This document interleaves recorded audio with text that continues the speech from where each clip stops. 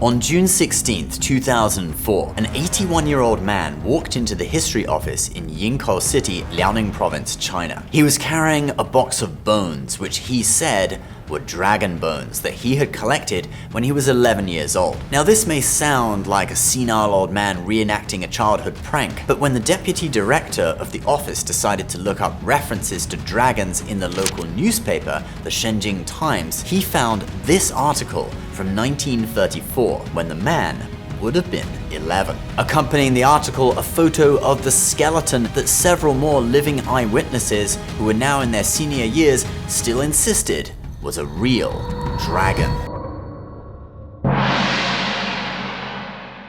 Hey everyone, welcome to Learn Chinese Now. My name is Ben, and on this channel, me and my co-host Jared talk about incredible stories from Chinese history. Oh, and we might teach you a bit of Chinese as well. On today's episode, we have a really good one because we are going to be talking about dragons, those legendary creatures that have captivated the attention of Chinese emperors and common folk alike for thousands of years. Now, while you may think that it's all just a legend, there are so many accounts of dragon sightings over Chinese history, including the 1934 one, that it's a little too much to ignore, and we're going to go through a load of them in this video. But first, what is a Chinese dragon, or long? Well, this is not the fire-breathing dragon that we have in Western myths. Actually, it's more associated with water, and dragons have been known throughout history as controllers of the weather, especially the rain. The classic of dragons, or Longjing,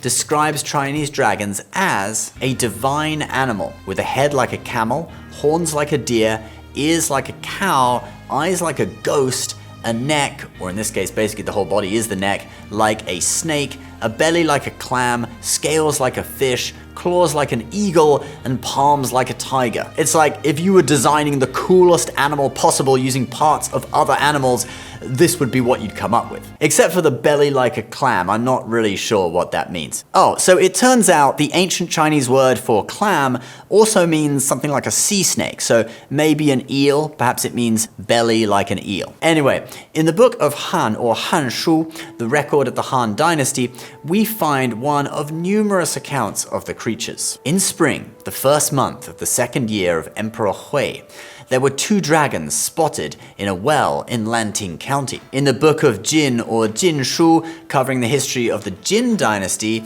there is another notable account. One time, there was a black dragon and a white dragon seen at Dragon Mountain. Maybe they named it that afterwards, or I'd be pretty coincidental if it was called Dragon Mountain. The emperor personally led a party to go and observe them. When they were around 200 steps away from the dragons, they held a ceremony to worship them. The 2 dragons played and circled in the air and then flew off. The emperor was very pleased and pardoned some criminals in his territory. Like, I'm not sure whether that was a good idea. I mean, maybe it was just a few petty thieves or something. He called his new palace the 2-Dragon Palace and built Longxiang, or dragons circling in the air, Buddhist temple on the mountain. In the Song dynasty, the artist Chen Rong painted the 9 Dragons scroll. It's an incredibly detailed 30-foot long scroll which passed through the collections of many later emperors. It then ended up in the hands of the art dealer Yamanaka Sadajiro, who sold it to the Boston Museum of Fine Art in 1917 for $25,000,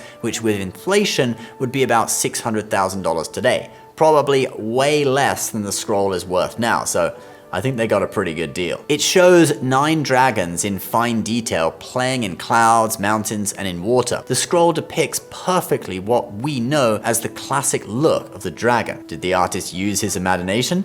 Or did he actually see these dragons? Then we have an account from Emperor Kangxi in the Qing dynasty, which is much more recent. In the year 1705, Emperor Kangxi went on a tour to the south of China and stayed in a temple there. One rainy day, he went out and suddenly saw a huge dragon. He wrote a poem about it called Jianlong Xing, which could be translated as Seeing Dragon Trip, or The Trip on Which I Saw a Dragon. The first 2 lines read, "In the fields and in the sky, a dragon. With its changing positions, it was taking in and releasing large amounts of pure yang energy." The "in the fields" part references a line from the ancient text, the Zhou Yi, which reads, 见龙在田，里见大人, meaning When a dragon is seen in the fields, benefits see important people. Kangxi, of course, was the emperor, thus the most important person in the country, so he was certainly thinking that according to the Zhouyi, seeing the dragon meant that he, and thus the country, were going to get some good fortune.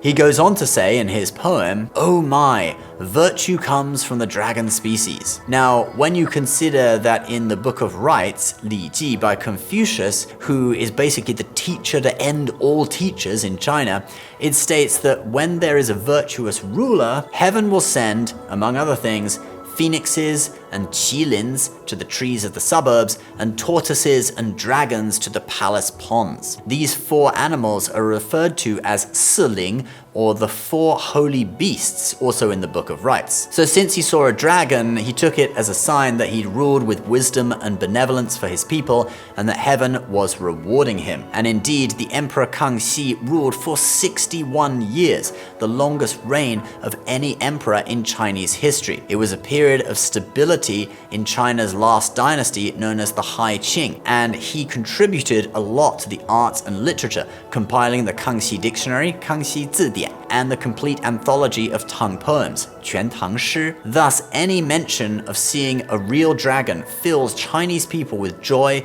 and hope because they know what it traditionally stands for, a reward from heaven for benevolent governance. And this now brings us to 1934, Yinkou city in Liaoning province. It had been raining for over a month and a pond had flooded. Some local residents found a creature in the pond that seemed to be dying. The locals tried to shade it from the sun with a canopy. They then poured water over it, but after a few days it disappeared. A few weeks later it was sighted again, but this time the creature was really dead. You can see a photo of the locals standing with the dragon's skeleton, and the headline reads, "Dragon-type creature dies of dehydration," which is weird because they also stated that it was in a pond and it had been raining for a month, but whatever. In 2004, the delivery of the bones brought the story back into the national spotlight. Central China Television claimed in their report that the bones were actually whale bones, but this prompted 3 more elderly eyewitnesses who saw the dragon in 1934 to go public. Some witnesses even said they'd seen the dragon flying in the air. Now in 2017,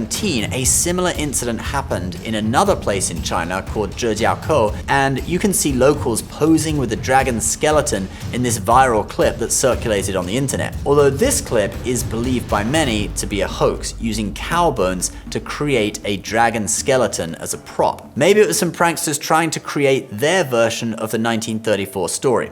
But no matter what, it reignited Chinese people's interest in dragons, one of their 4 holy beasts. And who knows, if benevolent governance returns to China, maybe dragons will appear again.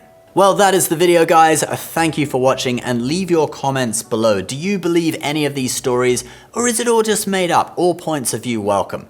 I'd love to hear what you think. Please subscribe to our channel if you're new, so you don't miss my next exploration into mystical creatures from China. I just got myself a copy of the Shanhai Jing, which basically details all of these interesting and supernatural species that supposedly existed in China like 3,000 years ago. So look out for that, and we'll see you in the next video.